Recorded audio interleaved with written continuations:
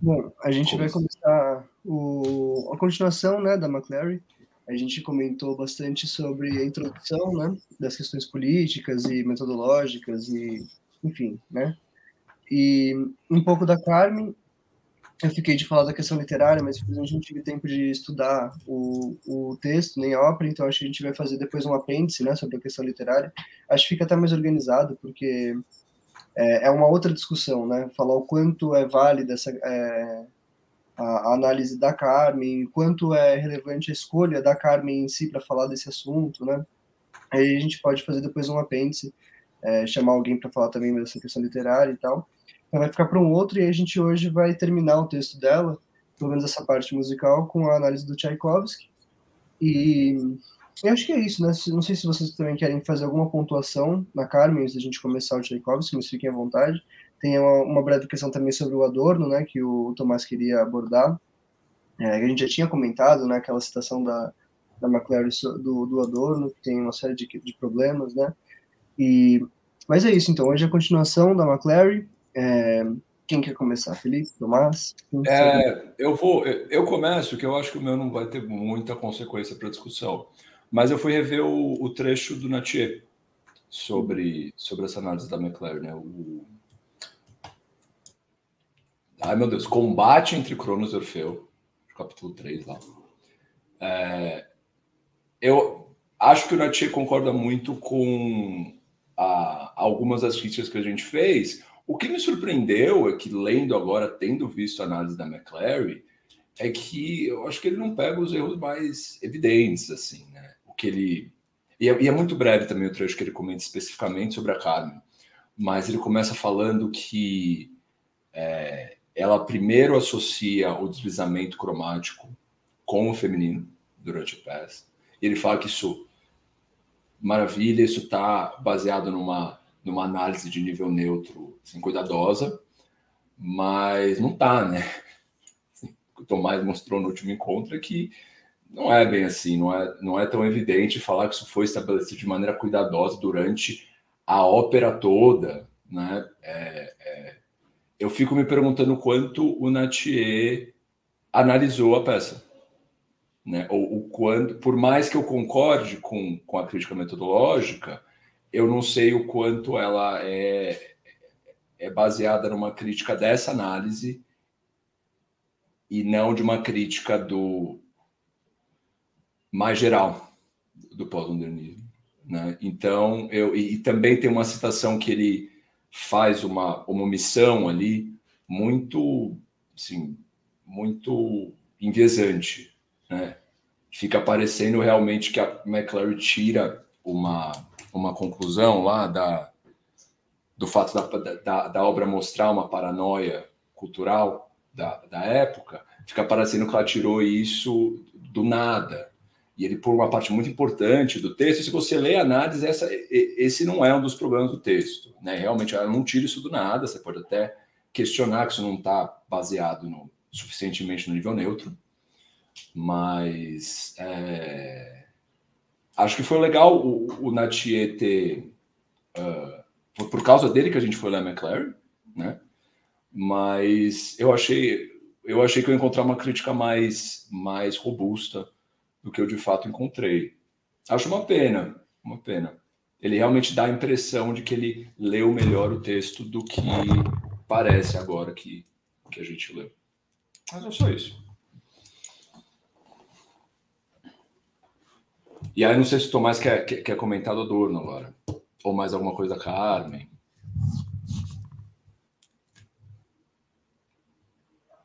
Você tá mudo, pô. Não, pode falar. Não, eu ia falar que você tava mudo. Não, eu tô mudo. Eu só queria compartilhar a tela aqui, tipo, também um belo exemplo de como as melodias da Carmen são cromáticas. Eu preciso aceitar. Pronto, tá aqui. Você compartilhou? Tipo assim, só pra gente ver o quanto as melodias da Carmen são cromáticas, então, não sei, sabe? Tipo, a caracterização fica um pouco difícil quando você vê esse tipo de melodia e as coisas. Bom, é assim, né? Acho que não é nosso objetivo ficar martelando a mesma tecla, porque a gente já falou bastante isso no outro encontro, sobre como esses elementos da análise são meio problemáticos e não estão, por exemplo, na terminologia do Nattier. talvez não estejam tão baseados assim numa análise de nível neutro, que nem a McClary faz parecer, né, quando ela fala no discurso dela.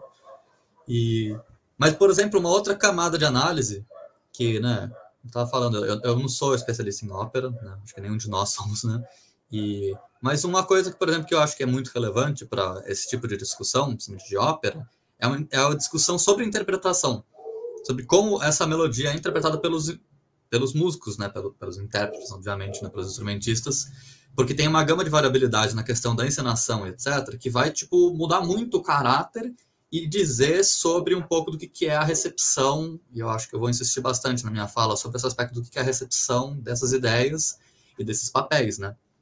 Então, por exemplo, né, acho que, não sei se vale a pena compartilhar aqui, mas eu vou pegar 2 polos distintos de interpretação, que eu acho que é uma das interpretações mais famosas, né, é a da, cadê o nome? A Maria Callas, que ela tem uma interpretação, ela, tipo, é bem famosa, tem as interpretações, assim, da Rabaneira, eu tô falando especificamente, tá? Eu vi várias versões da Rabaneira, e aí, assim, a Maria Callas, por exemplo, ela tem uma interpretação que é muito a cara dela, aí tem aquele negocinho muito vibrato, muito expressivo, muito essa tentativa de trazer essa gestualidade, da sensualidade, da expressão, e sabe, muito os portamentos muito exagerados, é tudo assim, tudo na cara para ter essa ideia da sensualidade. E aí, por exemplo, você vê uma outra interpretação que essa, como eu diria para ouvir, tem no YouTube assim, solto essas coisas, né? Você pode procurar, né? Maria Callas, Rabaneira Carmen, pronto, você encontra. E tem essa da Elina Garanca, eu não sei nem se estou falando o nome precisamente certo, mas a Elina Garanca. Ela tem uma interpretação completamente diferente, por exemplo, se for escutar entre essas duas.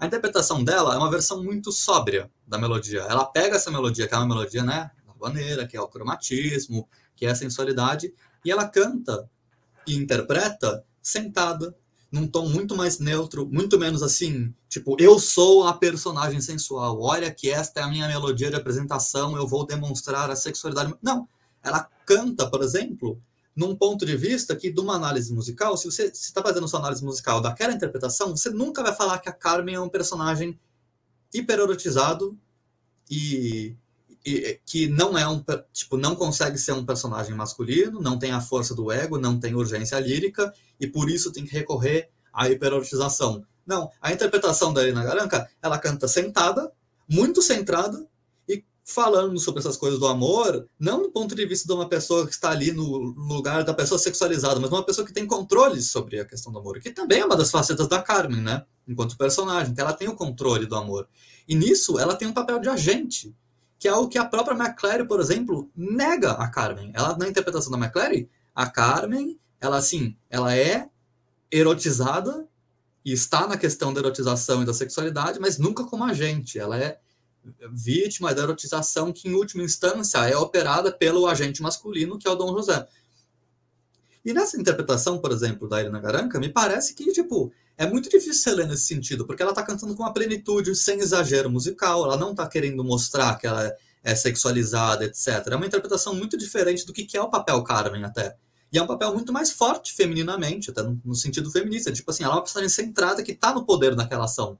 Então, muda completamente de figura o que é esse jogo e o que é essa interpretação que a McClary está colocando.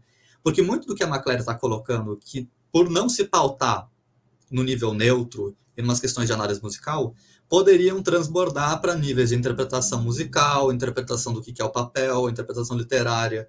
Só que quando você descontextualiza isso de tudo, tanto na análise musical, quanto na análise cênica, quanto na análise interpretativa, você fica muito à mercê. Então, aí como você ouve? Se, por exemplo, se o meu referencial de Carmen for essa interpretação, né, com esse grupo, essa companhia, a Elina Garanca interpretando a Carmen e tal, fica para mim quase impossível, por exemplo, imaginar essa personagem, essa faceta da Carmen que a McClary está colocando como se fosse uma verdade muito universal, sendo que isso não sustenta nem através da diferença interpretativa, puramente musical, no campo básico de interpretações de ópera, que tem essa diversidade, né?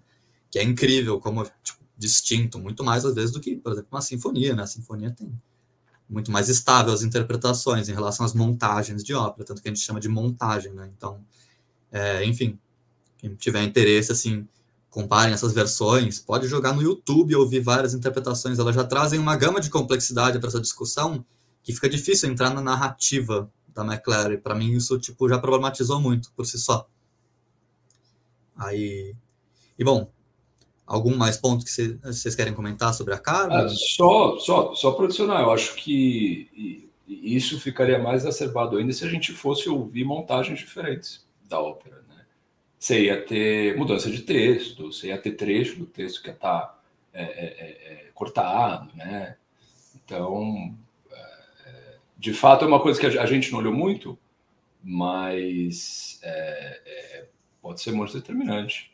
E não só na interpretação da Carmen, né? Mas também em outros aspectos da montagem que podem mudar de maneira muito evidente o sentido narrativo, né?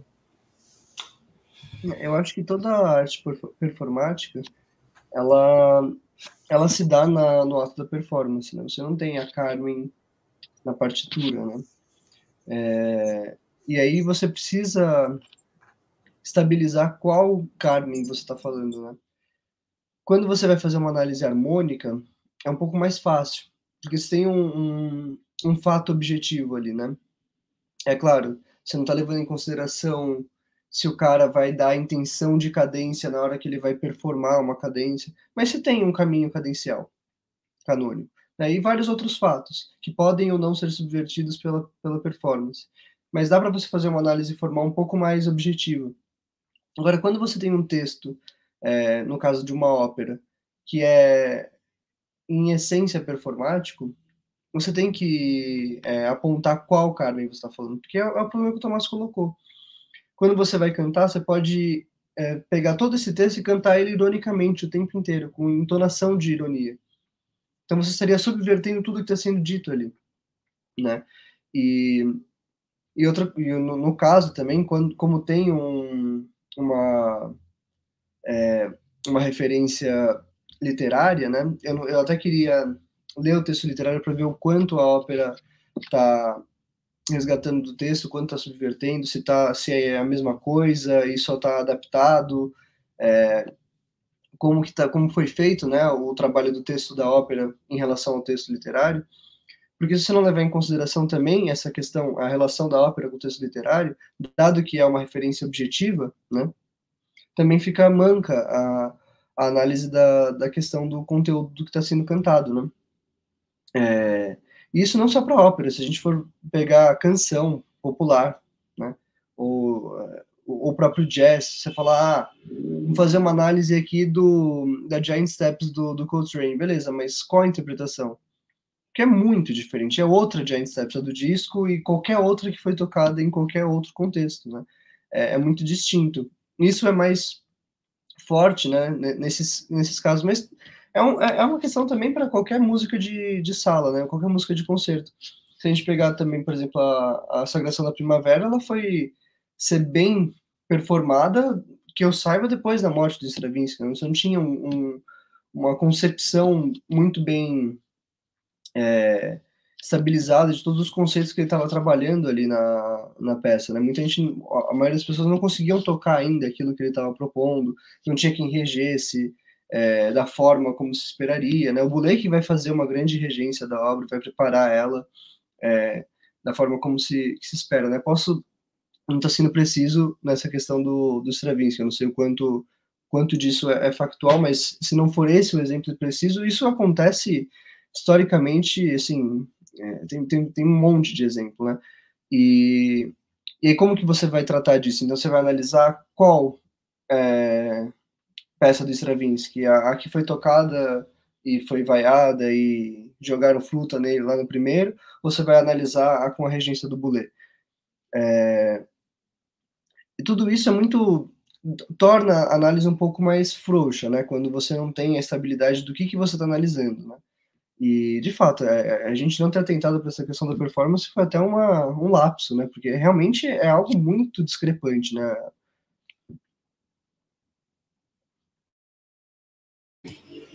Mas tem toda a dificuldade prática de você fazer isso em certos casos, né? Mas a gente podia até pegar um texto que falasse sobre isso mais diretamente, né? Me vem alguns na cabeça, assim, que eu acho que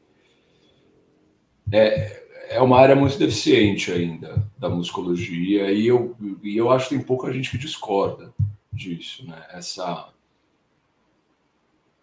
A gente ter um discurso acadêmico sobre a performance, porque a gente tem um discurso pedagógico sobre performance no aprendizado do instrumento, né? É o que, assim, o que é aprender o instrumento de verdade é aprender a interpretação, né? Então, vamos ver se a gente fala disso com mais calma. Só para ser justo com a McClary, isso não é um problema dela, né? Isso é um problema não. É que no caso dela especificamente é problemático porque ela faz afirmações que, se tivessem amparado numa performance específica, talvez seriam muito mais eficientes, né? Mas como não tem esse amparo, ela fica meio, né? Eu ia falar alguma outra coisa, mas esqueci da questão da performance.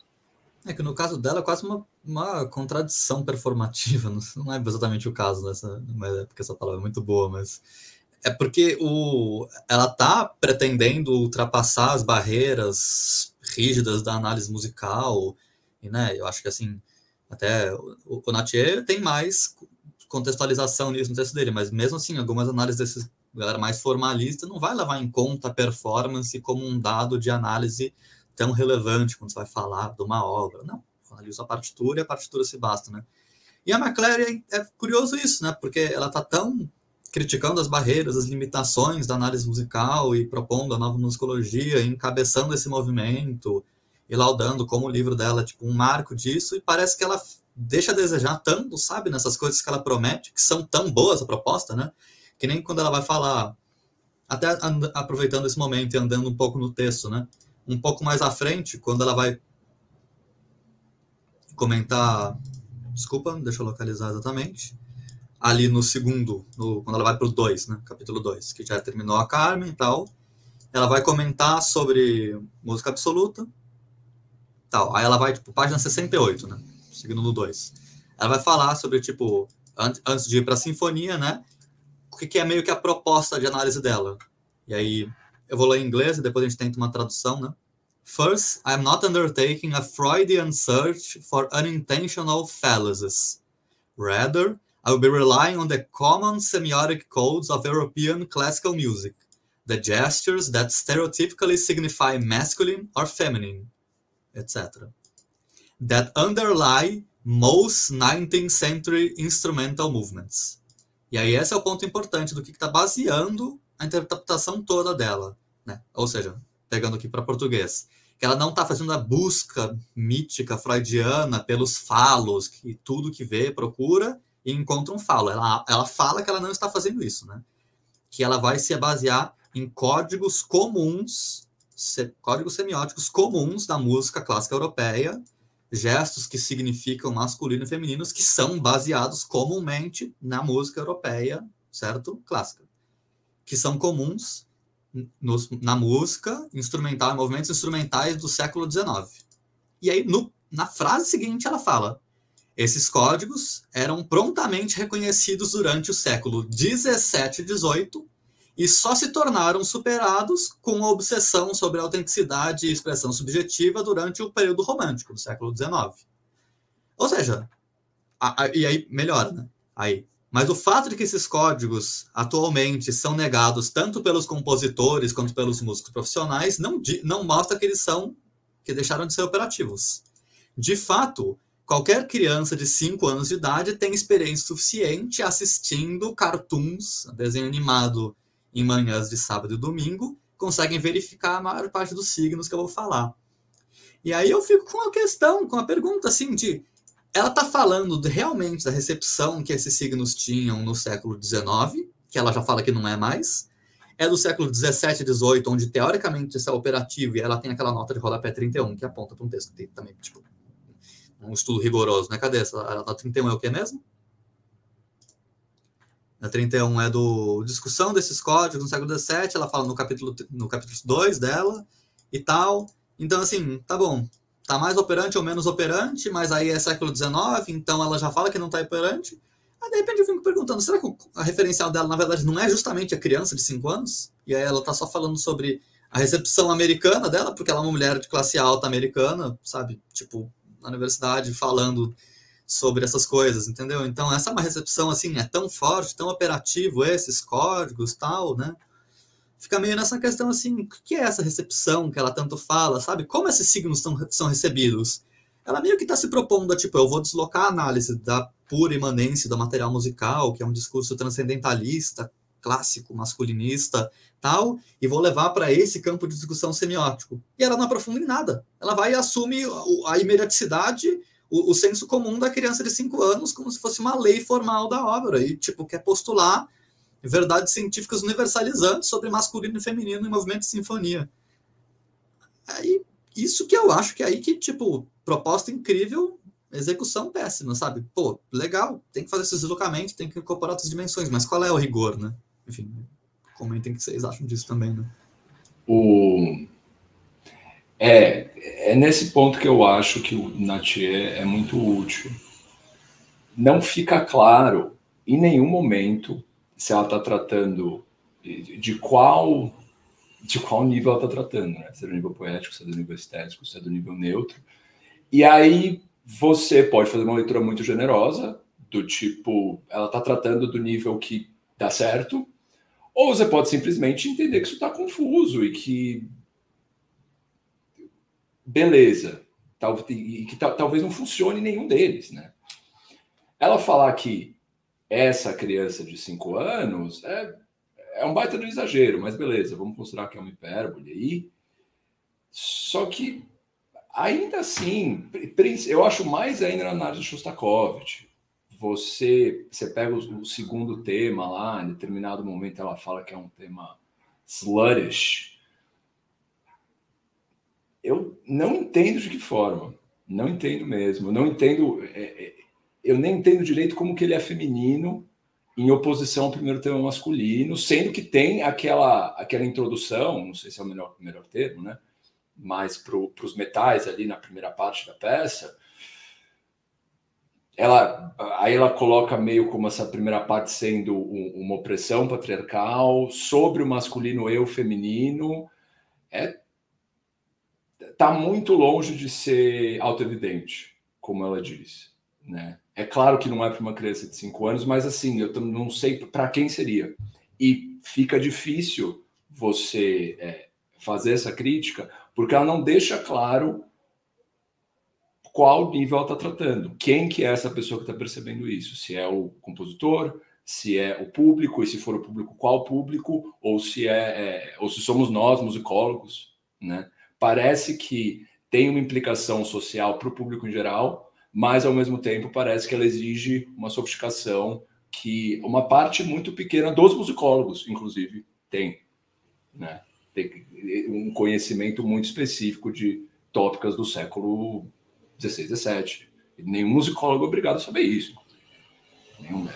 É um tipo de música historicamente muito importante, mas é um tipo de música como qualquer outro. Não sei se você quer comentar, senão a gente podia passar para o... Eu falei Shostakovich?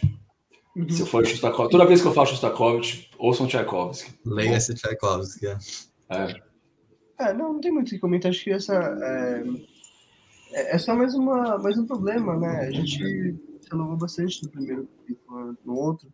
A gente poderia fazer mais um só do primeiro capítulo, evidenciando problemas de cada parágrafo, né? Infelizmente ele tem muitos.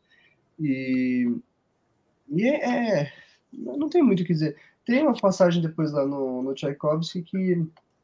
Uma não, né? Tem algumas que são meio problemáticas também. Eu fui procurar a citação e acabei perdendo. Eu estava com ela aqui. É uma que ela fala sobre a tentativa dele... Agora, não sei se é a tentativa dele superar a forma do beethoveniana, não sei como chama isso em português. Acho que assim. Tem a citação do Dalhaus, né? Que ela volta para comentar. A crítica do Dalhaus, uma das é que não é uma sinfonia que não atende os padrões beethovenianos de sinfonia. Seja lá o que o que ele quer dizer com isso. Eu não acho que também é uma coisa, assim, não acho que não tem nenhuma objetividade no que ele está dizendo, eu só não conheço a crítica da sinfonia para entender do que o Dalhouse está falando. Parece que a McClary entende. Seria ler o texto dele. Né? Teria que ler o texto dele. Mas seria legal se ela tivesse deixado um pouco mais explícito o que é exatamente desse padrão que Tchaikovsky não atende. Não sei se o Tomás saberia. Eu não consegui pegar, eu falei que eu ia ir, mas eu não consegui ir na Unesp para pegar o livro e ler lá o que o Dalhouse, né, porque tem na USP também esse livro, mas tipo assim, só pela citação já é possível de perceber que o Dalhouse não está colocando em termos necessariamente de uma supremacia beethoveniana, ao qual o Shostakovich, o Tchaikovsky não consegue alcançar, né? A citação que ela mesma coloca ali na página 76, né? Depois que ela está terminando de falar da citação que o próprio Tchaikovsky está falando sobre a obra dele, né? E aí ele fala tal, even though his movement has long proved effective with audience, critics often find it necessary to bash it for failing to measure up to convention. Ou seja, ela está falando que os críticos acham que precisa ficar socando a sinfonia por não chegar aos padrões beethovenianos, né? Não é tão bom. E aí, né, a citação do Dalhouse, que ela coloca, né? The actual main theme, however, with an urgent pathos curiously held in check by its meter and tempo, is hardly suitable, at least by Beethovenian standards, for establishing a symphonic movement spanning hundreds of measures. The fact that this theme reaches an ecstatic fortissimo in the development section emerging directly from the exposition has little or no bearing on its weakness as the mainspring of a symphonic movement. Ou seja, né, ela está interpretando essa passagem como se o Dalhouse estiver realmente criticando o Tchaikovsky como se fosse uma inaptidão. E não que ele está colocando que dentro de um padrão beethoveniano isso não seria possível. Mas eu acho que esse é um elemento constitutivo de todo compositor romântico, principalmente um sinfonista, né? Que não está trabalhando e operando dentro dos moldes beethovenianos, e nem o Brahms está. O Brahms não faz as coisas à la Beethoven, né? Ele tipo, o tão beethoveniano quanto o Brahms seja, né? Tipo, ele escapa mais do que o Beethoven escapa, ele está levando as coisas para outros níveis, e aí, de repente, né? É que o Tchaikovsky já está num caso em que você tem uma incompatibilidade discursiva no que é a proposta puramente clássica beethoveniana. O quão clássico a gente pode falar que o Beethoven é ou não, né? Também acho que é um argumento, uma questão para ser discutida, né? Mas eu acho que ela lê isso, ela já lê, e a citação do Adorno, que eu posso comentar no passado também, elas já são lidas com uma chave que vai considerar isso uma crítica ou um problema, e interpretadas já segundo um molde interpretativo que já estava pronto de antemão, que ela não está expondo aquela citação a uma crítica válida. Ela está enquadrando, esse cara criticou o Tchaikovsky frente ao padrão do Beethoven, e porque ela não quer ler se ela está falando, se ele realmente está falando que o cara não é tão bom quanto o Beethoven, ou se ele está falando que talvez, eu pessoalmente interpretei tudo isso. Olha como é interessante essas novas figurações de Tchaikovsky, elas não estariam normalmente, num padrão beethoveniano, você nunca chegaria ali. Mas, no caso do Tchaikovsky, você consegue chegar. Né? Acho que também é uma interpretação talvez generosa, mas você não acha, Felipe? Não sei. Não, a segunda parte da citação me deixa... Eu dificilmente consigo conciliar isso com um todo elogioso, assim.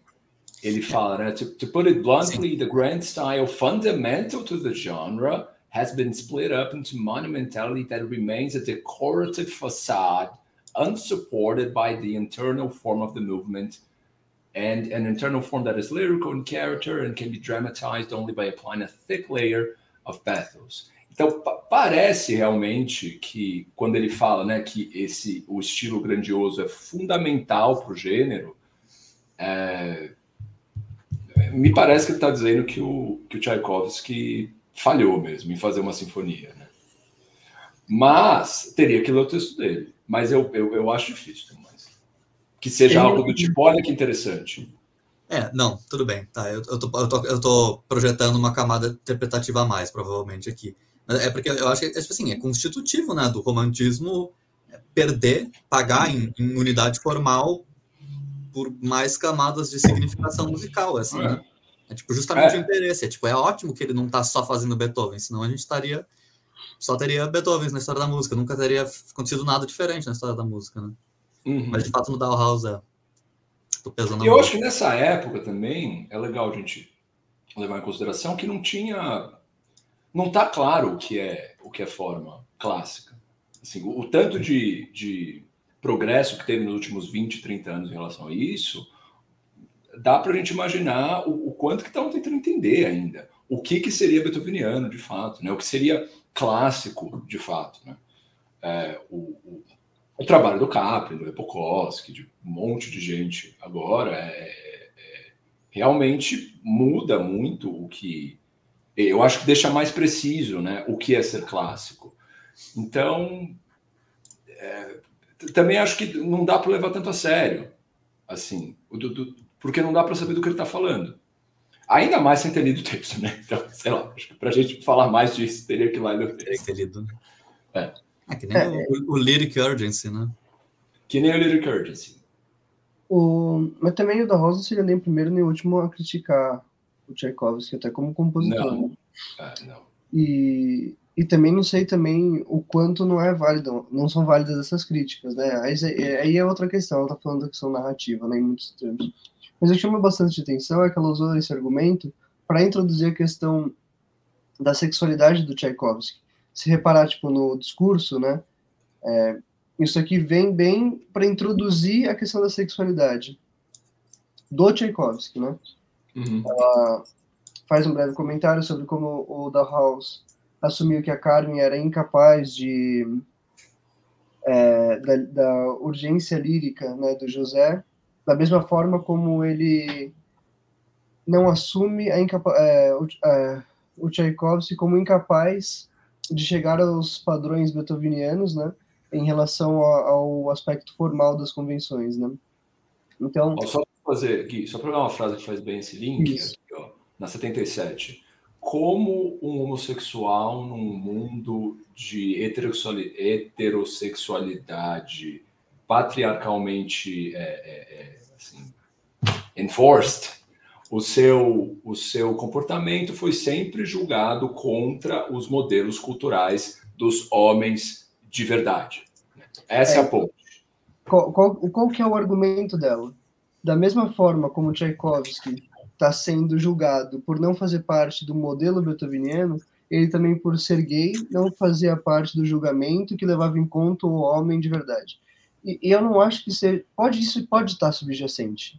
Eu não sei quanto isso estava subjacente, mas o meu ponto é, o Tchaikovsky não foi só criticado por ser gay, ele foi criticado muitas vezes por ser um compositor talvez menos eficiente do que os outros, né? Da sua época, né? Eu já vi muita crítica, acho que eu vi mais crítica ao Tchaikovsky do que elogio, inclusive. E ele não era o único gay que estava compondo na época e que se sabia minimamente. É claro que a Rússia tem um problema, talvez, não sei se maior também, na Inglaterra na época também era uma merda, enfim. Isso é uma merda. Questão de homofobia, se diz. Na Inglaterra foi crime até os anos 70, se eu não me engano. Na Rússia até hoje. O Benjamin Britten não foi, tipo... Não, o Benjamin não sei se foi preso, mas ele tipo, também era, tipo, super rechaçado, porque ele também era gay, né?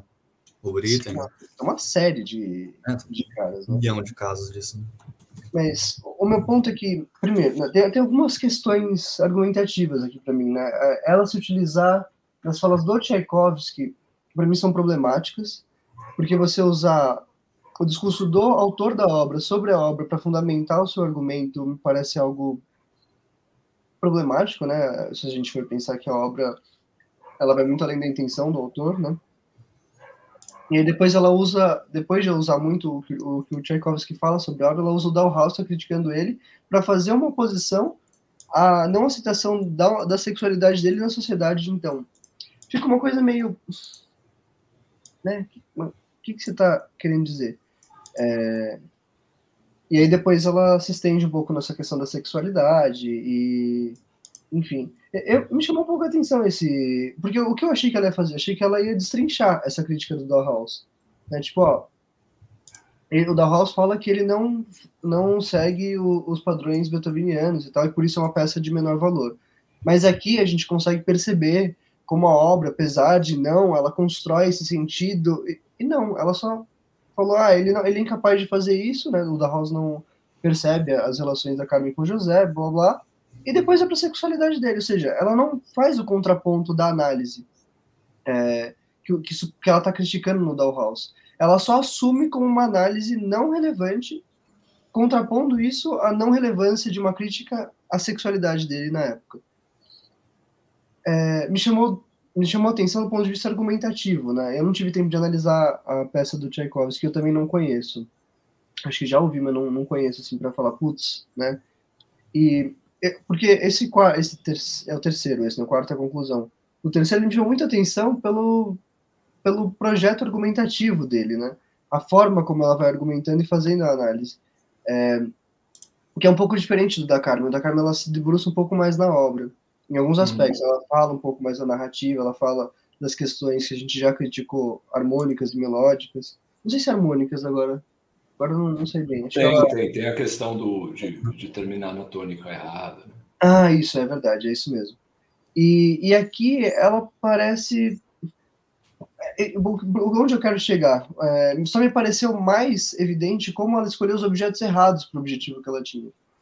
Porque ela fica tangenciando o tempo inteiro a questão, para chegar nessa questão da sexualidade, da performance da sexualidade, do patriarcado e do machismo. Eu achei uma estratégia argumentativa bem duvidosa, assim. Eu não sei se vocês tiveram essa impressão também, mas me chamou bastante atenção isso. Acho que mais para frente tem alguns problemas também. Mas se vocês querem fazer um resuminho da análise dela? Seria bom. Eu entrei nisso, né? A gente nem falou do começo. Tá bom. Então ela vai analisar o primeiro movimento, né? Que tem... E aí vão me ajudando, gente. Eu não vou conseguir fazer tudo de cabeça. Mas o primeiro movimento começa com essa... Quarta do Tchaikovsky. Isso. A gente não falou isso, né? Está analisando a quarta do Tchaikovsky e o primeiro movimento, que começa com um trecho que não é bem uma fanfarra, mas é esse trecho forte de metais que... É mesmo, fagotes? Eu não estou lembrando agora. Trompa fagote, né? Trompa fagote? Tá bom. Estou lembrando errado. Mas que depois... Parece uma introdução, mas eu não acho que funciona formalmente como uma introdução.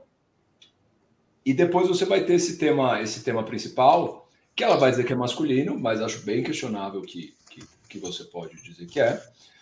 E você tem o próprio Tchaikovsky falando que ele o personagem principal da sinfonia. E depois você vai ter um desenvolvimento secundário ali, bem romântico. E um segundo tema, que ela vai dizer que é feminino, que também acho que é questionável. E aí, no desenvolvimento, o que acontecia mesmo? Você começa com a retomada desse tema principal, que eventualmente é invadido pelo tema secundário, e eu vou misturar tema principal, tema secundário, tema primário, é difícil. Isso é uma questão mesmo, ela coloca, né? Contra essa opressividade patriarcal, o tema principal masculino entra, né? Sim. Ela vai identificar isso. Ela cita o Tchaikovsky, né? Só mais uma coisinha antes, porque a gente está no comecinho. Ela fala também da questão do Tchaikovsky estar influenciado pela Carmen, né? Ele tinha acabado de ouvir Carmen. Sim, isso é muito importante. Porque também eu acho que é um dos motivos pelo qual ela escolheu essa peça do Tchaikovsky, né? Elas são da mesma década, né? Ali 1860, 1870, um dos dois. E o que elas têm em comum narrativamente para McClary é que ambas são uma tragédia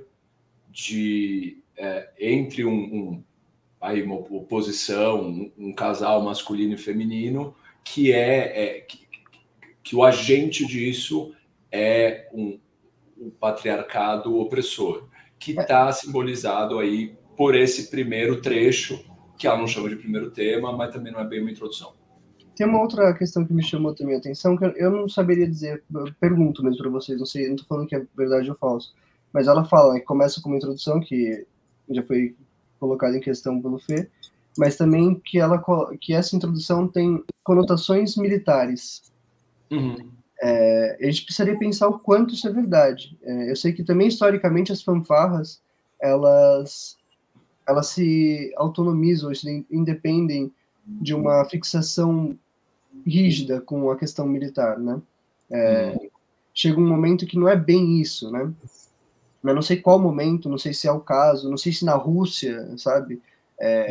Precisaria ver se isso de fato, porque ela parece estar apontando para essa questão da masculinidade, né? Da opressão mesmo, porque a masculinidade também está presente no primeiro tema.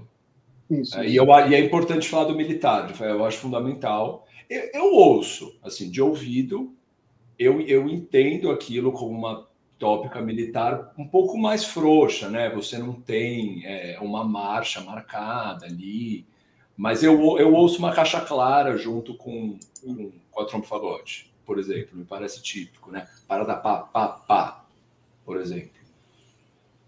Não sei como o Tomás ouve. Você ouve militar ali? Não, então, para mim eu ouço também. Eu acho que, tipo assim, como é que é em português? Assumptions da McClary, eu acho que essa é uma dos pressupostos, né, das pressuposições dela sobre, tipo, aspectos e códigos semióticos ligados com passagens musicais. Eu acho que essa é das mais seguras, né? Porque eu concordo, assim, se a gente fosse fazer uma exegese, assim, rigorosa, se isso é militar ou não, sabe? Tipo assim, a gente for realmente submeter o argumento dela a uma análise séria de, tipo, isso é mesmo? Então vamos analisar por quê. Prova que é militarista. E aí ela precisa reconstruir, tá, assim, né? Eu acho que realmente é questionável. Mas se a gente for ser minimamente generoso, né? Acho que das associações é até das mais seguras, né? Porque metal é isso. E não é, tipo, claro, e já é o que pode ser questionado, eu acho que também é uma chave relevante de falar, é tão militar assim? Porque não é tipo, não sei, tipo Shostakovich, a gente tá falando de Shostakovich então. Quando aparece a caixa e os trompetes e o Shostakovich na União Soviética e na Leningrado, por exemplo, na sétima lá, ele que o Deus era Leningrado, sabe? Tipo, aquilo ali, você fala, tá, isso aqui é um retrato militar. Tipo, essa caixa não tá batendo ali porque ela gosta de bater na caixa, não. É um retrato de uma situação militarista, né? Uma situação muito segura. E no Tchaikovsky, você pega esse começo, ele vai dissolvendo. Aí tem uma hora que tá piano, tá tocando ritmo, mas tá tocando em piano, já com mais madeira. Olha aqui.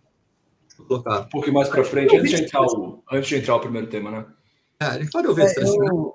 Vamos ouvir, acho que é legal ouvir o...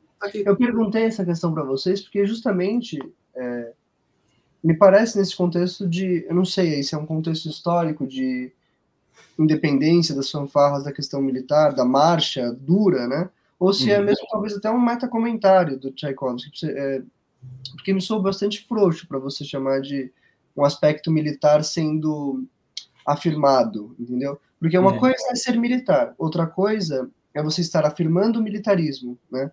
São coisas distintas. E ela passa muito passando por isso. Isso não me soa militar ao ponto de falar, não, isso daqui é uma marcha militar, os caras estão entrando no front, não, sabe? Uma afirmação. Mas sabe o que eu acho? Eu também não acho que depende disso para fazer essa oposição que ela precisa. Não, eu concordo. É muito agressivo, é muito estridente comparado com os outros temas. Não precisa ser necessariamente militar para ser opressor. Eu estou com o Tomás, que eu acho que é uma das relações mais seguras que ela faz. Mas, por outro lado, eu concordo muito com essa linha que o Guilherme está trazendo, porque aí essa é a questão. Mas o Tchaikovsky está trazendo esse patos militarista, de que maneira? Ele está colocando para afirmar e falar, olha como isso é militarista, ou ele está trazendo isso e dissolvendo, né? Porque eu acho que não é o caso, por exemplo. Eu também acho que ele não está ali para afirmar aquilo, tipo, nesses termos. Posso dar um play rapidinho aqui? Vamos lá, sim. Seria bom ter feito isso antes, inclusive.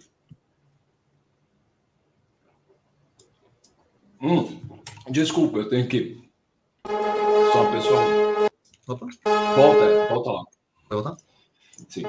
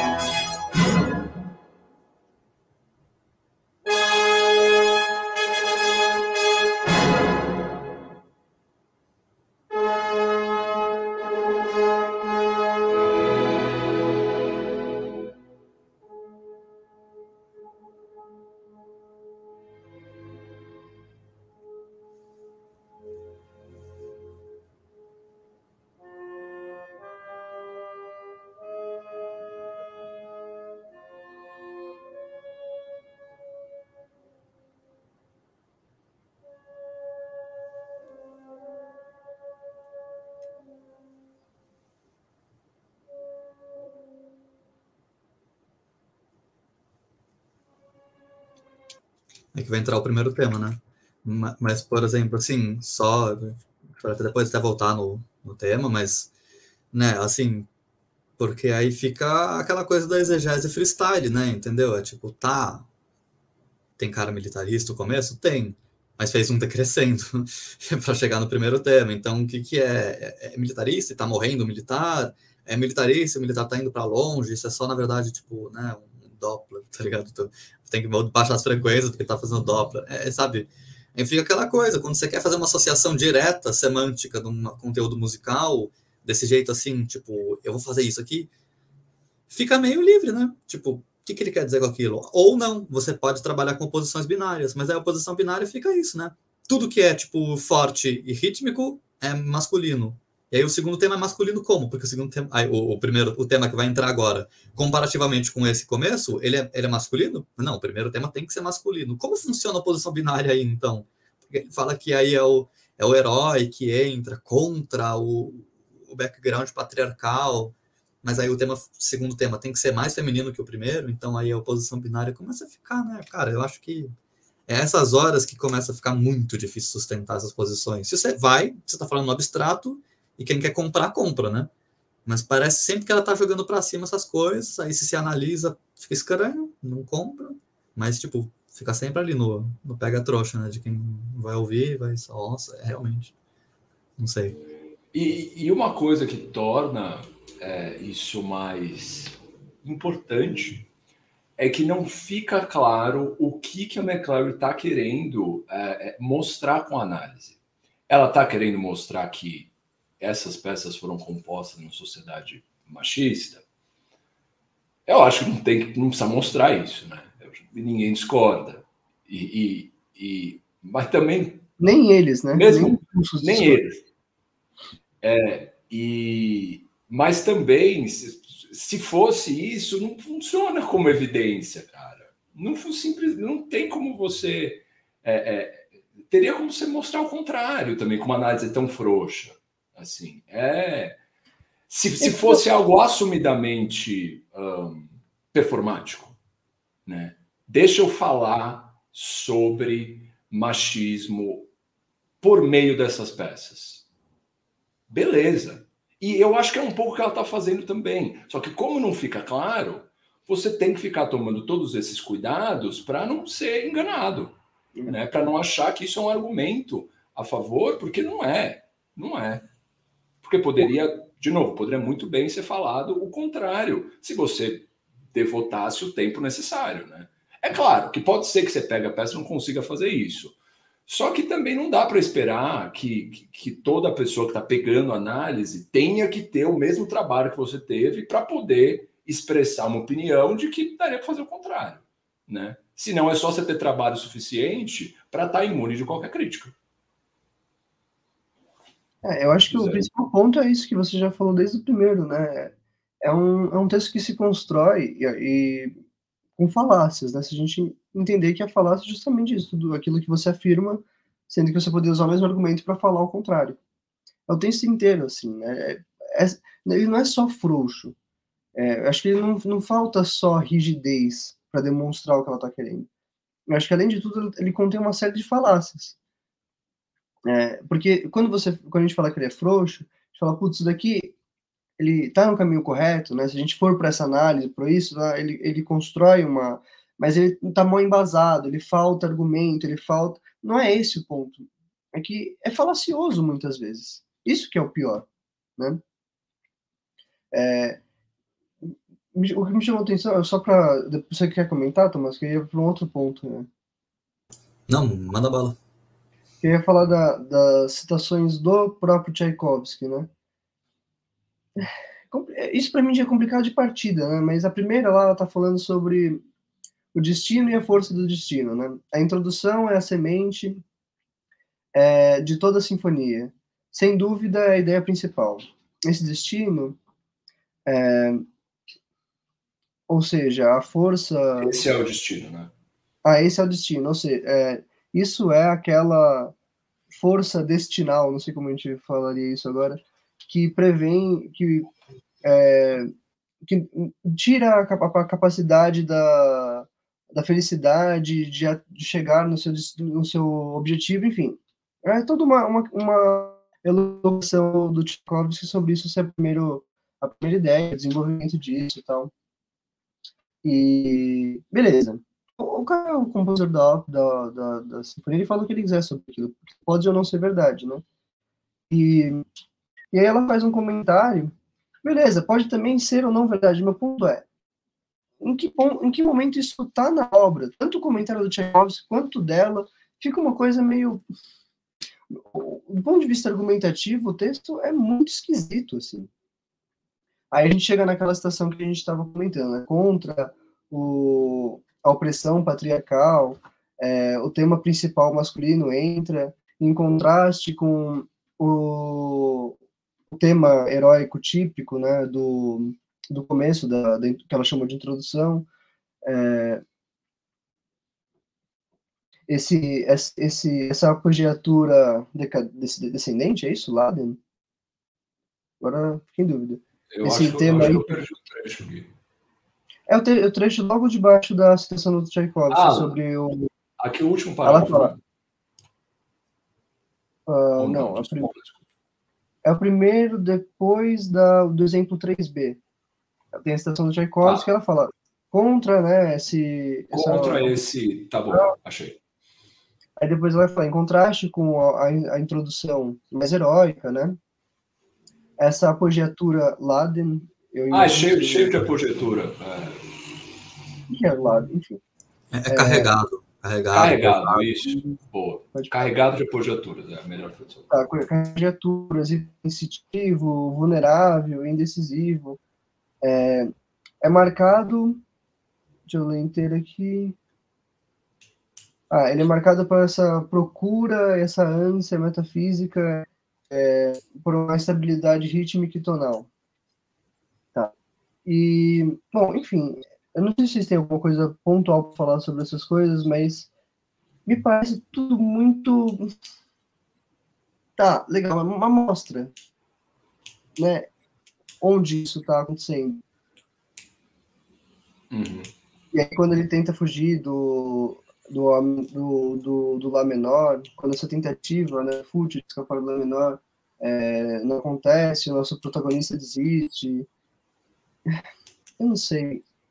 Talvez seja também eu não conheci bem a peça, mas me pareceu tudo muito... Me faltou, tipo, olha, aqui está acontecendo isso, mostrar aqui o que está acontecendo na partitura.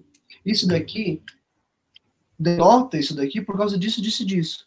É só um monte de afirmações que ela embasa a partir da afirmação do Tchaikovsky sobre a própria peça, que, não sei, não... Male ainda, né? Male embasada na própria afirmação, porque é uma... então. Seria como a gente falar, aqui, ó, claramente, esse começo de marcha militar frouxa, claramente quer dizer que ele está indo contra o Stalin. Sabe, assim, vamos lá. Tem o Tchaikovsky, eu não estou falando que também é por isso que está certo, tá? Mas assim, o Tchaikovsky é notoriamente homossexual e teve muitas dificuldades na vida por causa disso, teve que casar forçado, sofreu muito por causa disso. Então, é uma leitura que é compatível com a biografia do autor. Então, nesse sentido, não é completamente arbitrário. Seria muito pior se ela fizesse isso para falar que o Tchaikovsky é nazista. Né? É o suficiente? Aí é outra discussão. Mas também não é como se fosse qualquer coisa. Tem um certo... não sei qual que é a palavra, né? Tem uma base. Ela é sólida o suficiente? É justamente esse meu ponto. Que ele é falacioso no sentido de que ele tem ele não é, sei lá, alucinante. Mas pode ser que o que ela afirme seja verdade. A questão é, não está demonstrado, não está nem fortemente indicado. Esse é o meu ponto. Justamente isso, o exemplo dele ser anti-feminista. Porque mas não consegue afirmar isso com a introdução da peça, entendeu? Você precisa de mais elementos para afirmar isso. Acho que pode ser um comentário interessante aqui, justamente voltar naquele texto lá que eu tinha comentado do Kenneth DeLonge, acho que fala. Tem uma citação, eu vou tentar traduzir aqui em tempo real também, porque eu acho que é perfeito, assim, porque eu vou citar, não vou nem contextualizar. Em última instância, parece que os argumentos da McClary boil down, eles se resumem à questão de como alguém interpreta as oposições binárias em música. Para McClary, as questões centrais no senso de desaprovar o que ela acha que é associado com o que for mais fraco, não simplesmente alternativo, com o membro mais fraco da oposição binária, é um desaprovamento de tudo que é feminino e é fundado na dominância masculina. Essa visão é claramente exposta nesse texto, no Towards the Feminist Criticism of Music, etc. E tal. E aí ele continua. E aí ele cita McClary. As razões para esse desaprovamento normalmente estão escondidas na ideologia do idealismo, nesse conjunto rígido de oposições binárias europeias, a oposição entre cultura e natureza, mente e corpo, objetividade e subjetividade, europeu e colonial, burguesia e classe trabalhadora. E essas oposições todas devem colapsar logicamente na oposição masculino-feminino. E aí, esse é o ponto, né? Que aí o Kenneth insiste. Mas que toda oposição binária deve necessariamente se remeter e colapsar de volta à questão masculino e feminino não é lógico, não é evidente, não é garantido. Isso é uma interpretação que ultimamente parece que vira uma questão de fé e base do argumento, e que ultimamente a McClary acaba ficando prisioneira intelectualmente dessa própria oposição, porque aí tudo que ela precisa interpretar precisa cair num lado ou no outro. Não pode ter meio termo, não pode ter uma interpretação terceira, não pode ter outro elemento. Isso aqui tem que ser masculino ou feminino. E aí eu acho que esse é o ponto central. A análise dela consegue preceder tanto de qualquer base material, porque, em última instância, ela só está trabalhando com oposições. Então, isso aqui é mais ritmo marcado, isso aqui é mais cromático. Bum. Masculino e feminino. E aí vira essa metodologia ad hoc, em que, tipo, nesse momento, isso aqui é cromático, nesse momento, isso aqui é diatônico. Então, eu faço oposição e eu construo minha linha narrativa nisso aqui. Eu pego o tema cromático da Carmen e comparo com o momento diatônico do Dom José. Eu não pego momentos que a Carmen está tocando o grau conjunto em Fá maior e comparo com o momento que o Dom José está fazendo um recitativo super ritmicamente esquisito, tudo com cromático. Não, eu comparo os momentos convenientes, aí eu faço oposição binária, masculino e feminino. Eu pego o Tchaikovsky e faço oposição binária, masculino e feminino. E aí todos esses elementos parece que tá, tipo... E aí todo lugar que ela olha, ela encontra o que ela quer achar, porque toda oposição binária deve rimar com o que é a predisposição analítica dela, que é reduzir toda a oposição binária masculino e feminino. Eu acho que, né, essa linha argumentativa que o Kenneth fala, assim, para mim, explicou muito, assim, do que parece a metodologia dela, né? Só um ponto rapidinho, desculpa, Fê. É porque ela se propõe fazer uma análise semiótica, né? Das semióticas da obra e tal. mas ela assassina a semiótica nesse texto. Esse que é a principal questão, assim. Porque o problema, para mim, não é você fazer uma análise binária, como a semiótica faz. Não é bem binária, né? O quadrado lógico, ele vai muito além da binariedade, da oposição binária, né? Você tem os consequentes e os como chama? Caralho, quando você junta os dois, né? Os complexos, os neutros, tem uma série de implicações o quadrado lógico ou o quadrado semiótico, né? Mas quando você aplica uma análise binária, você tem que saber também o limite dessa análise e você tem que se apoiar numa oposição de fato. Você não pode falar que, vou pegar esse texto aqui e vou abordar ele segundo a relação vida e morte. Mas se ela não está posta no texto, você pode querer falar que tal elemento é vida e que tal é morte e fundamentar toda. Mas se eu chegar lá para você falar, olha, mas a oposição fundamental aqui não é essa, não valeu de nada a sua argumentação, mesmo que ela seja rígida. E quando ela se utiliza dessa metodologia de oposições binárias, me parece que ela, primeiro, para mim ela falha numa análise semiótica, ela não faz uma análise semiótica, ela não se debruça em nenhum aspecto formal, semântico do texto que seja rígido, que você consiga falar, olha, a oposição fundamental aqui é tal. Talvez seja vida e morte, inclusive, não sei. Semioticamente falando, né? Não estou falando que o texto é vida e morte, mas quando você vai fazer uma análise semiótica, você procura essas... E o que para mim faz muito sentido, porque o significado ele se constrói de um contexto extremamente geral e ele vai se construindo para o específico, né? Ele não é específico o tempo inteiro. Se você não tiver o geral, esse texto fica ininteligível, né? Ele precisa ter a generalidade, senão ele não é comunicativo. Então, de fato, tem oposições binárias. A questão é, o que ela está fazendo não é achar as oposições binárias. Ela não tá partindo por um procedimento semiótico. Porque senão parece que todo procedimento semiótico, ou que se vai falar de questões binárias, ele é inutilizável.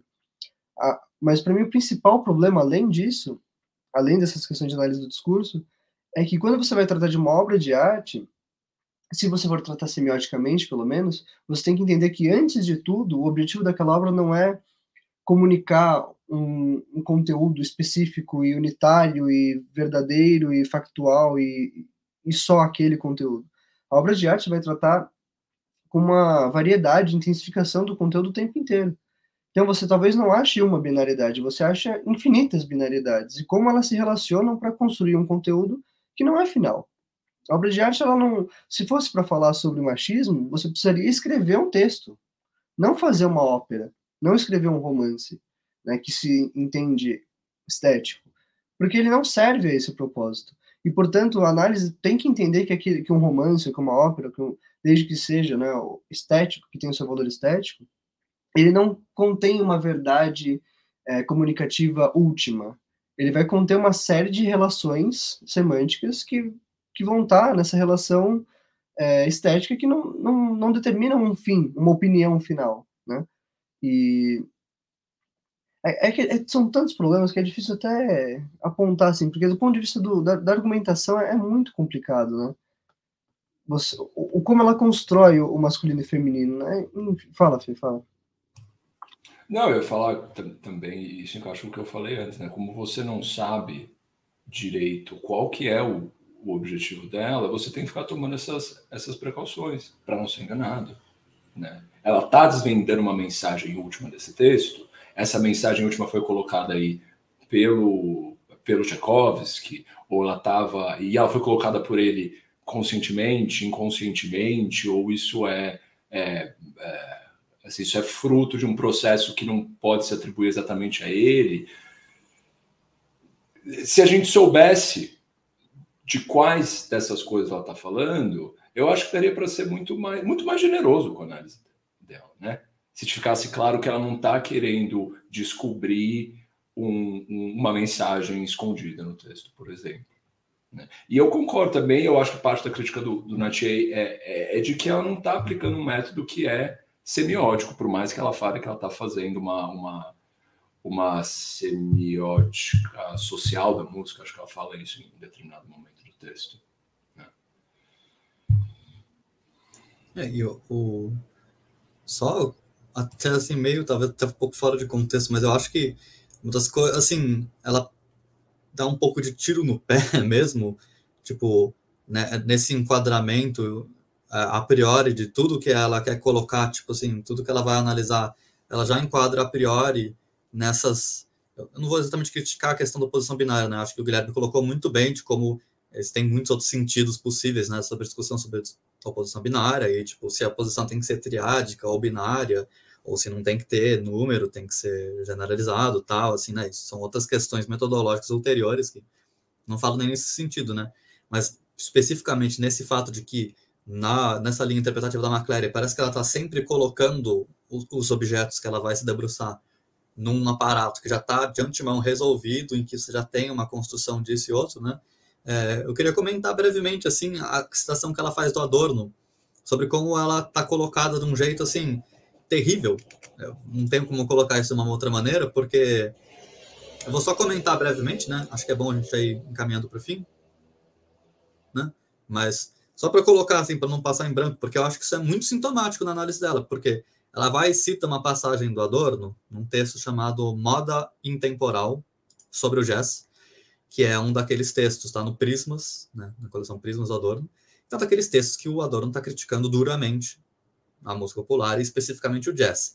Esse é um texto muito duro sobre da crítica de jazz, e ao mesmo tempo é um texto em que você consegue recontextualizar muito da crítica do Adorno ao jazz. Ele é notoriamente crítico ao jazz, né? Mas nesse em específico, ele coloca muitos pontos entre linhas de fuga em que, teoricamente, o jazz não precisava ter sido daquele jeito. Aí a McClary, inclusive, insinua conotações racistas, né? Ela vai e fala que em Carmen e na crítica do Adorno ao jazz, aqui na página 65, seja em Carmen ou na crítica do Adorno ao jazz, gênero, raça e identidade clássica vão se sobrepondo e parece que todos são, né, uma coisa compromete a outra. Então, o Adorno é um classista, machista e racista, né? Num texto em que ele, poucos parágrafos antes, ele está justamente falando sobre como talvez o jazz teria sido uma música mais interessante se tivesse mantido as características originárias da música negra. E que talvez foi a influência branca que domou o jazz e estabilizou num modelo sólido. Qual é o contexto da crítica do Adorno? É o contexto de crítica de ele vê um certo modelo de jazz extremamente fixo, unitário, em que tudo tem que ser no ritmos fechados, tem que ser em 4x4, tem que ser em progressões tonais. Desculpa a moto. Tem que ser em progressões tonais quadradas, você não pode fazer tonalismo, não pode fazer nada. Então ele vê numa chave de que jazz é uma supressão da expressão. E aí, nesse sentido em que ela está colocando que o Adorno está falando sobre castração, ela vai colocar assim, que o Adorno está falando sobre castração, de que no jazz você é castrado, e aí você tem que abandonar sua masculinidade e ser castrado para entrar na sociedade. Ela coloca isso como se o Adorno estivesse falando, não, medo de cortar pau, não seja castrado, hein? Sendo que castração, que o Adorno está falando sobre psicanaliticamente, o conceito de castração é a inserção na ordem simbólica. É o sentido de que todo mundo não tem nada mais masculino do que ser castrado. A castração é o gesto que funda o pai da ordem primordial. É o cara que representa a verdadeira masculinidade, é o não castrado. Você percebe que você é um homem quando você vê que você é castrado. O pai, ou enfim, posso fazer uma leitura muito vulgar aqui, mas enfim, seria o oposto. Você é castrado para você entrar na ordem simbólica. E ele fala assim, um parágrafo. Eu estou trazendo isso aqui porque é uma exegese tão cruel que ela está fazendo tão ad hoc, porque ele fala um parágrafo depois, literalmente, e ele está colocando em oposição a essa música estabilizada do jazz, que tem que ser nos modelos, que você é castrado para entrar. Ele vai comentar, cito Adorno, né? Uma criança que prefere ouvir música séria, música contemporânea, ou tocar piano, em vez de assistir a um jogo de beisebol ou ver televisão, é tida como sissi, um fracote efeminado, seja pelo grupo ao que pertence, seja por pessoas que representam a autoridade, como pais e professores. O impulso expressivo é exposto à mesma ameaça de castração simbolizada e controlado ritualmente no jazz. Ou seja, ela está pegando uma citação em que o Adorno está falando sobre como a castração é uma coisa masculinizante, que reforça a ideologia dominante, que reforça tudo aquilo que a Susan McClary está querendo criticar no texto dela, né? Ela vai pegar uma crítica do autor que está falando no mesmo sentido dela, inverte, só porque ele usou a palavra castração, e fala, o Adorno quer que não corte pau, o Adorno quer manter a masculinidade, sendo que está justamente não nominalmente defendendo o efeminado ou cis, né? A gente sabe que o Adorno não é exatamente um cara assim pró-LGBT, um escritor LGBT, né? Ele não está falando nesse sentido, mas que ele está colocando justamente como oposição à ordem dominante e tal. E ela vai literalmente pega um trecho, tipo, no mesmo parágrafo isso, tá ligado? No mesmo parágrafo, ela vai pega, inverte a chave porque usar uma palavra que ela não gosta e sabe, e pula a interpretação do texto, sendo que ele está falando justamente a mesma coisa, criticando o mesmo alvo dela. E isso eu fiquei assim muito confuso. Por que aparecem esses elementos da crítica? O Dalhouse também eu interpretava um pouco nesse mesmo sentido, que o Dalhouse é um cara notoriamente pró-música, etc. Aí eu fico assim, não sei, para não ter sido muito aleatório, mas acho que um comentário muito sintomático, assim, do que é esse modus operandi que, sabe, porque você usou certas palavras, eu não vou interpretar o significado específico da passagem no contexto intelectual, então eu vou só nominalmente destruir esses elementos. Então... seria... Rapidinho isso, pronto. Seria jornalismo ruim se fosse jornalismo, né? Assim, eu sei que é difícil, eu sei que não dá tempo da gente conferir todas as citações, né? Mas e eu sei que às vezes a gente faz coisas que podem ser consideradas desonestas, assim, né? Em termos de tirar as coisas de contexto. Mas a hora que eu bati o olho nisso aqui, eu não fui levador, né? Deveria ter ido. Mas a cara de que isso está descontextualizado de um jeito muito perigoso é evidente. Isso é um serviço. Assim, na McClary, e claro que não é só ela que faz, mas assim, esse tipo de coisa, vocês estão ouvindo aí, não façam isso. Assim, escrevam um texto pior, um texto menos engajante, mas não espalhem desinformação desse jeito. Não espalhem. Acabei a puxada de orelha moral. A última coisa que eu queria falar, assim, eu já falei, mas não queria também ser chato, mas no fundo, o texto, para mim, ele demonstra muito do procedimento do feminismo liberal norte-americano, que a gente já falou um pouco. Porque o procedimento é o mesmo. É bem essa birra que o Tomás colocou. Usou uma palavra que eu não gosto, então eu vou nem continuar lendo, entendeu? É um tipo de postura até anticientífica, muitas vezes. Como eu coloquei, falacioso em outros casos, em prol de um objetivo que se coloca supostamente como um objetivo maior, que é demonstrar a questão social, a questão do machismo, do patriarcado, blá, blá, na música. Assim, eu acho extremamente complicado. Então demonstra, né? Tipo, faz estudo empírico, sei lá, né? Se o objetivo é demonstrar, essa não é a ferramenta. Essa não é a ferramenta. Não estou falando que só estudo empírico é também, mas isso aqui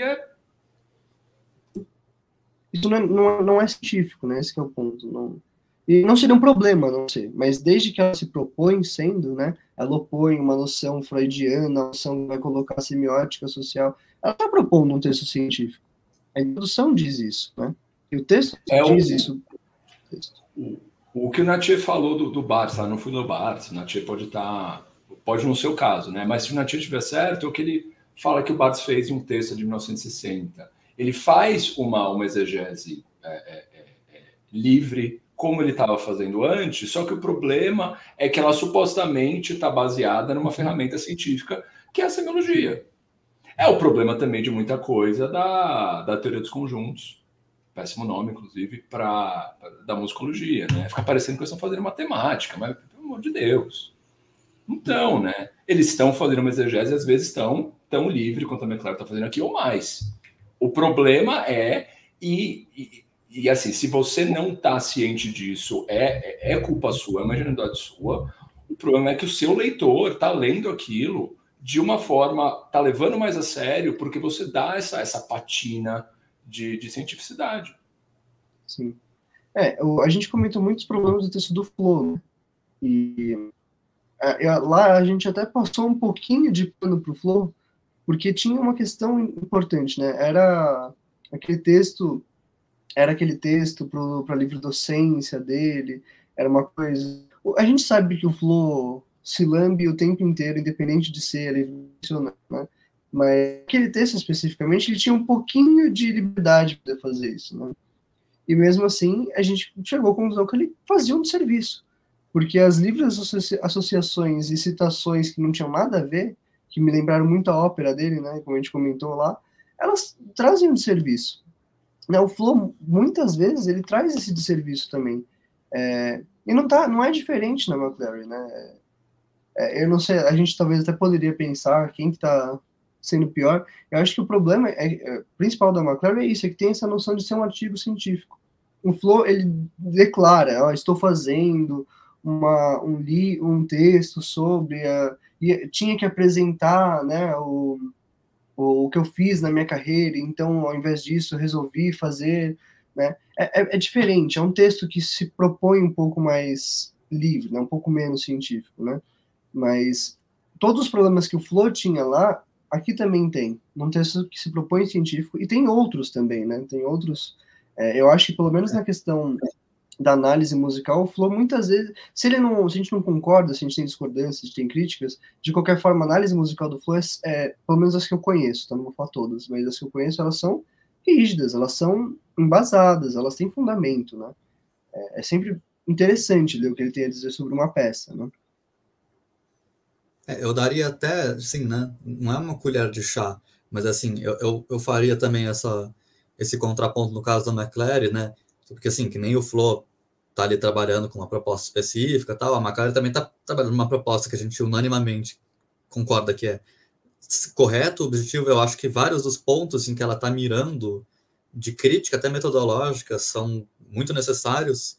E também, assim, acho que é relevante falar, é porque não é científico, né? São ensaios. Tipo, não tá exatamente, são artigos científicos nesse sentido, né? Mas é um tratado, né?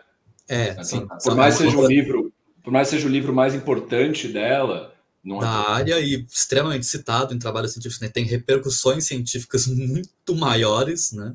Mas, tipo, daria para comentar, porque são ensaios e tal. Mas eu acho que a gente volta naquele negócio, porque ela tem uma pretensão de universalidade e de cientificidade, em última instância, quando ela fala essas coisas, né? Ela não está falando isso e falando, essa é minha interpretação, tem a sua, cada um tem a sua. Não, ela vai e fala, entendeu? E é assim que é o mundo. Tipo, aí você fala, pera, mas eu não sabia nem que, pô, a posição binária ali era isso. Então, tipo, né, os pressupostos são muito pouco sólidos para o nível de consequência que ela quer extrair. E isso sabota, inclusive, o bom objetivo que são as coisas miradas, a própria crítica à ciência, né? Ela fala metodologicamente que as influências dela são Foucault e o Adorno. Mas também parece que o Adorno ela só pega na parte que interessa, porque quando está criticando o jazz, ela não quer entender e contextualizar a crítica do jazz. Seria muito fácil amarrar a crítica do jazz com a crítica às estruturas patriarcais, porque a leitura adorniana sobre o jazz é uma estrutura institucional da indústria cultural. É um mecanismo que está ligado com o capitalismo, com o patriarcado, com racismo talvez mais difícil de colocar, né, pelo contexto do jazz, mas enfim, né, que está ligado com as estruturas estabelecidas. Era muito fácil fazer copy-paste da crítica e tal, né, e fazer, mas aí no texto dela não aparece assim. Então, aí de repente tem essas referências, que são as referências positivas que legitimam o discurso dela, mas ela mesma já desconstrói ali dentro. Então, fica um negócio metodologicamente muito esquisito e que parece que sabota os próprios objetivos musicais dela. E aí eu concordo com a análise do Guilherme, né? Eu acho que eu termino minha fala também aqui, de que é a influência do fato de que ela é americana, cara. É uma pensadora americana, liberal, classe média, tá ligado? Tipo, não tá... Para ela, os problemas do feminismo não é violência doméstica, é Mozart, é Carmen. Então, assim, né? Panoramas distintos, né? Quer comentar alguma coisa, Gui? Senão eu ia encerrar já. Acho que a gente... Não, é isso. Porque senão a gente vai ficar batendo na mesma tecla, né? A gente poderia fazer um trabalho extenso de pegar cada ponto, mas acho que nem é o caso, né? Nem é o caso. Nem é o caso. Uma coisa que a gente não falou também, que a gente falou de todos os outros textos, eu acho que é legal falar aqui também, é super bem escrito. Tem momentos, assim, irônicos, engraçados e tal. Eu também admiro o jeito que ele escreveu. No próximo encontro, a gente vai trabalhar o belo musical do Hans Lick, né? Provavelmente o primeiro capítulo, mas não sei, temos que ver aí. E no mínimo uns 2 episódios a gente vai tratar esse texto, que é que nem a crítica do jazz do Adorno, que é um dos textos mais criticados da história da musicologia. Vamos pegar... A gente pegou o texto pós-moderno por excelência, na musicologia, né? Que é esse da McLaren. Agora a gente vai pegar o texto estruturalista por excelência. Formalista por excelência. Antes do estruturalismo. Antes do estruturalismo, é verdade. A musicologia mistura formalismo e estruturalismo de um jeito que não é... Musicologia é outra coisa. É outra coisa, não é justo com a história da filosofia, assim, né? Mas então, Hans Lick, para a próxima, para a gente terminar esse conjunto que foi inspirado aí pelo Nattier, e depois, não sei, a dor não seria uma boa. A gente vai vendo. Então, boa noite a todos. A gente liga assim se você escuta, comentem e nos vemos na próxima. Esse abraço, gente. Valeu, gente.